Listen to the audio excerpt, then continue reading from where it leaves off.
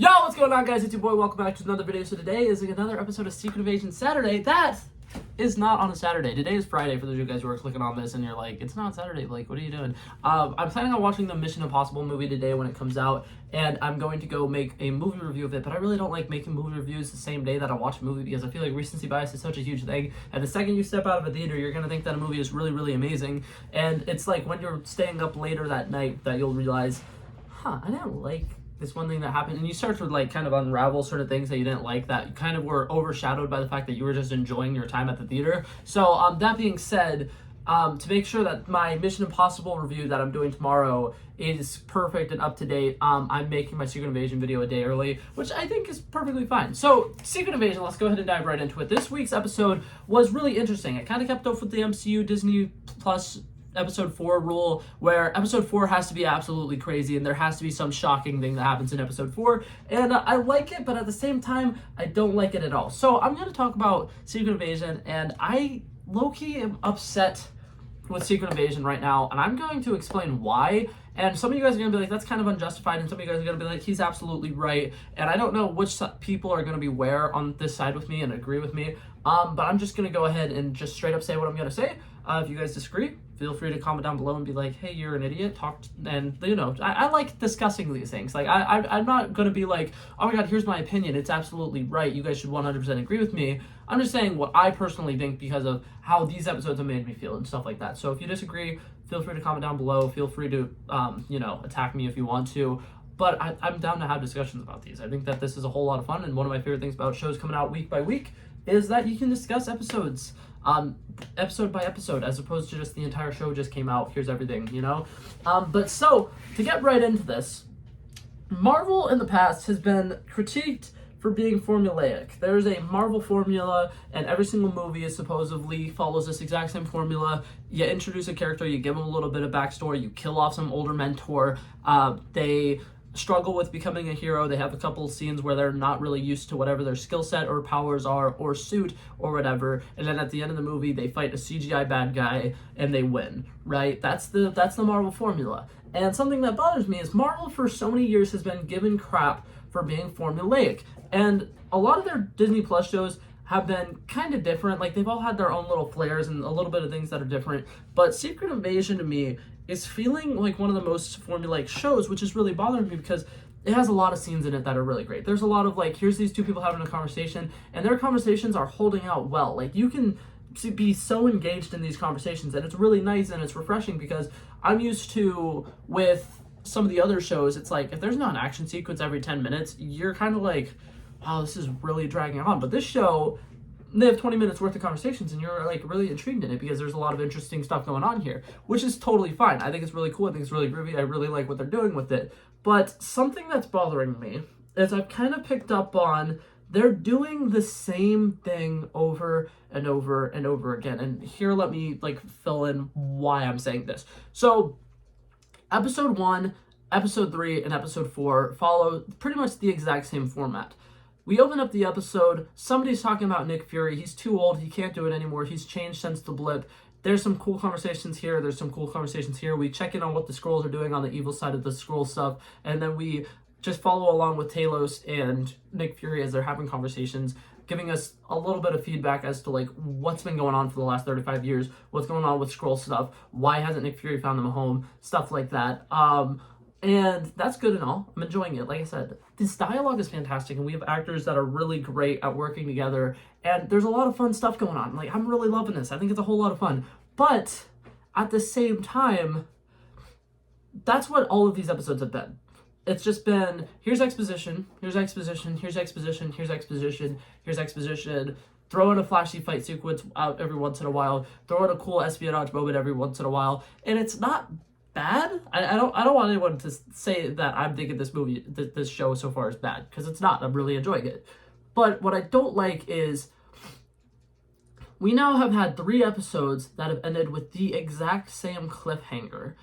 And I don't like that. I feel like it's taking away from each individual character's deaths that keep happening, and I think that it's really making them not feel special, really not making them feel earned. So, first episode ends with Maria Hill dying, right? That's a big thing. That's kind of like, oh my god, no way they killed her off. That's kind of shocking. And the way that they did it is very emotional, and they do a good job of panning out for a while and making sure we see, oh my god, this character is actually dead.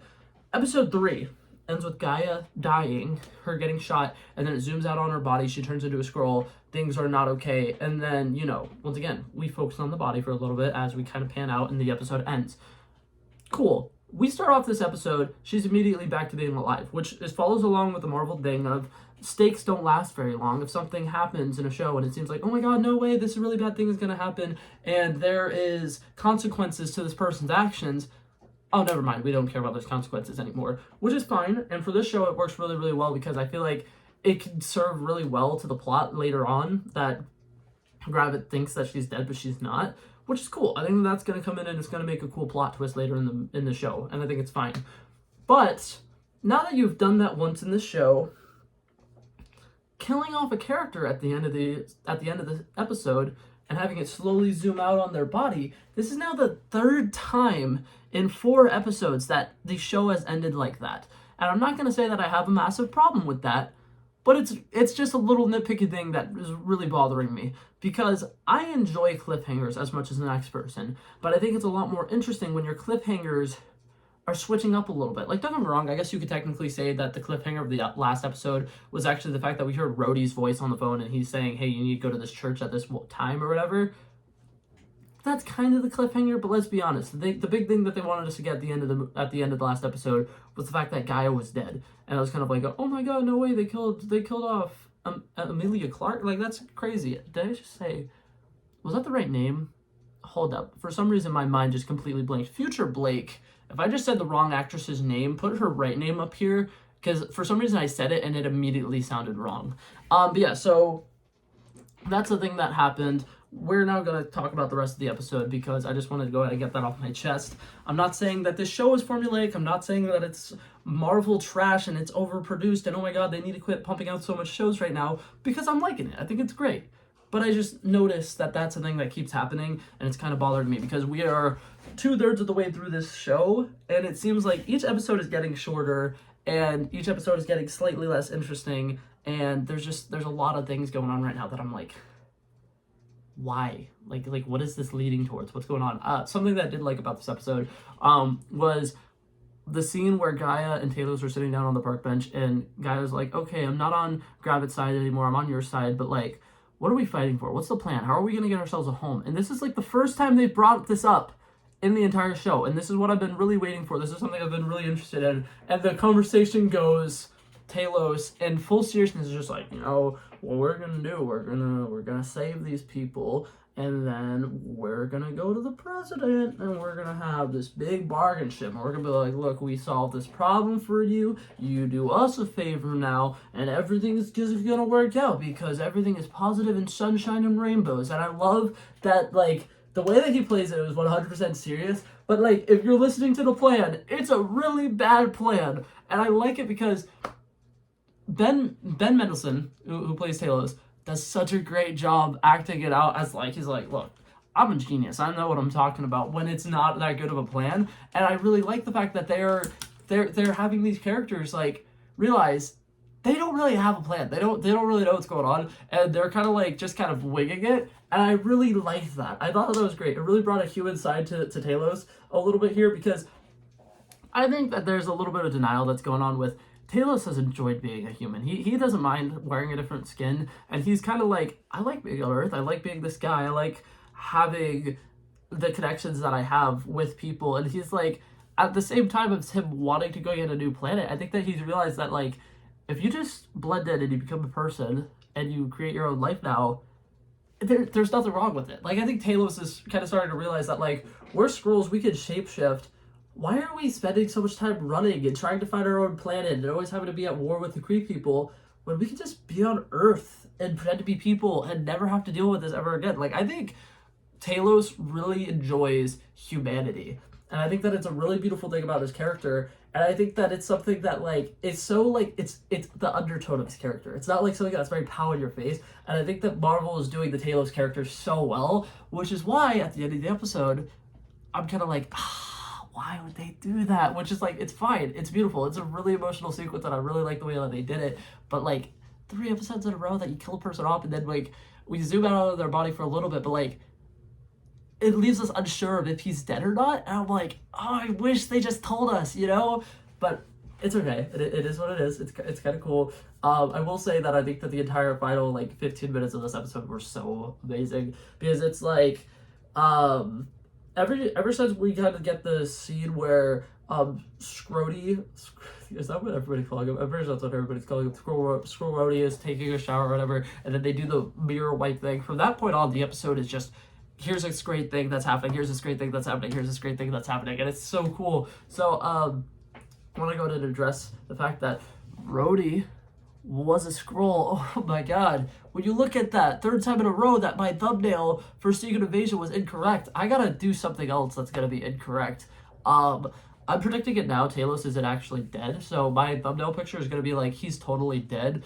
But I don't think he's actually dead, just because I want that to be wrong, and I want it to be proven wrong in one of the next episodes, because I kind of have a running gag right now that all of my Secret Invasion episodes that I'm doing where I'm talking about the show, every single thumbnail for them has been wrong, because my first episode I had a batshit crazy theory that got proved wrong within the first 5 minutes of the next episode, and then I had another kind of crazy theory and it got proven wrong within the first 10 minutes of the next episode, and it just kept happening. So I'm like, I'm gonna play into this now. So what's it called? Here's my thoughts. I don't think Talos is dead. And the reason I'm saying this is because spy espionage stuff, there's so much cool plots and twists and things that can happen. There's a lot of crazy things. Nobody ever really dies in Marvel. I think something that would be really interesting is that he actually faked his death, and even Nick Fury doesn't know this, because I'm expecting it to be kind of like in the original Avengers movie when Phil Coulson dies. It pushes everybody to kind of like fully figure out what they need to do to win this battle ahead. It shows them who they're supposed to be, what kind of hero they need to be, and what they're fighting for, right? And I think that Talos kind of realizes that this Nick Fury isn't like old, and he's not like, I think he's one of the few people who understand that Nick Fury isn't really out of the game like everybody else thinks he is, but I think he does realize that Nick Fury needs a little bit of a push. So I kind of think that either the Talos we saw die at the end of the episode was Gaia pretending to be Talos, which that one's a little bit of a stretch, because with them being shot and then like turning green, Gaia would have to focus really hard on pretending to look like Talos' scroll form. So I don't think that one's fully there, but there is a chance that Talos got some of the extremist stuff as well, and he's able to heal himself. He just hasn't yet.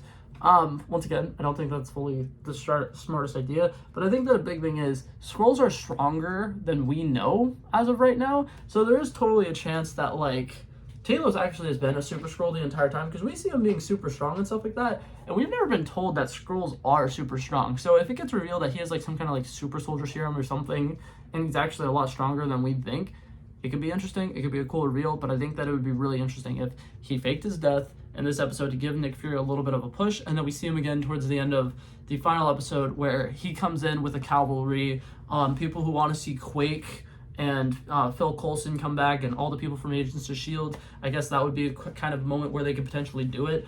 He needs to fake his death so he can go gather some extra people who can come help Nick Fury with this fight, because Talos is realizing more and more that they're outnumbered and that they need assistance. I don't actually think that the Agents of S.H.I.E.L.D. people are going to show up in this at all, but I really want Clark Gregg to come back as as Phil Coulson, because I think that he was one of the best parts of Phase 1, and all of the little Marvel shorts that they did with him in Phase 1 were a lot of fun, and I really want them to bring stuff like that back to the MCU. I don't think it's going to happen, but I really think it would be really cool.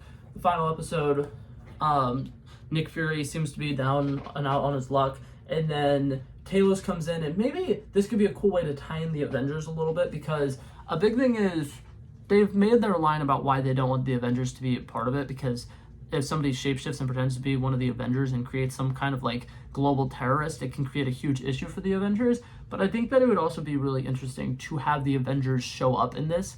It doesn't necessarily mean like all the Avengers, but like go get Captain America, go get Bucky, get a couple other people, throw them in the end of this show to kind of support Nick Fury, and then that would explain how Nick Fury gets out of this, because I'm still not understanding how Nick Fury is still A-okay in this, you know? Like, I don't know. There's just a lot of stuff that, to me, is like, how does Nick Fury get through this show without dying?